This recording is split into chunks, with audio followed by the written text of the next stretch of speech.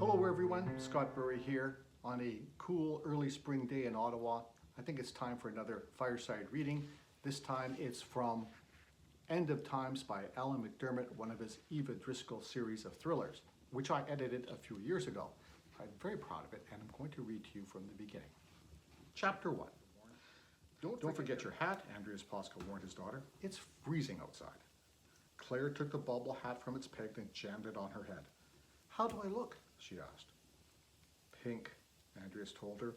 It had suddenly become his daughter's favorite color, and he suspected it had something to do with a movie that had been recently released.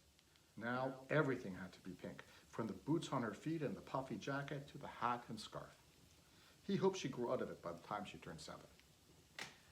You look gorgeous, Sophia Posca said, stooping to kiss her daughter, like a delicious marshmallow. She made munching sounds as she buried her face in Claire's neck, causing an eruption of giggles. If you don't mind, I'm also starving, Andreas smiled. Can we go? He opened the front door and felt the full effect of February in Vilnius. A bitter wind bit at his exposed face, and Andreas pulled his collar up around his cheeks. It was the same every time they visited the city for Sophia's mother's birthday. Next year, he would invite her to spend her 70th at the Posca residence in much sunnier California. Andreas walked out into the street and waited for Claire and Sophia to leave the house before locking the front door. The plan was to go to the main shopping district to pick up some new shoes, then walk to the restaurant to meet the birthday girl. That all changed in seconds. The door of the van that was parked outside the house slid open, and 3 men wearing black balaclavas jumped out, brandishing weapons. One of them grabbed Andreas by the collar and stuck a pistol in his face. Get in or you die right here.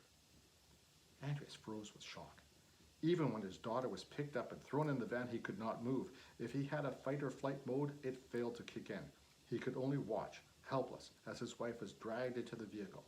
When it was his turn, he offered no resistance. The gun at his head was enough to convince him to comply. Well, why was Andreas and his whole family kidnapped? It's all answered in a actually terrifying book called End of Times by Alan McDermott. When you start reading it, you won't be able to stop.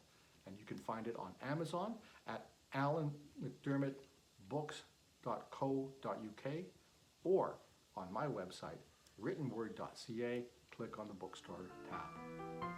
Hope to see you there. Thanks.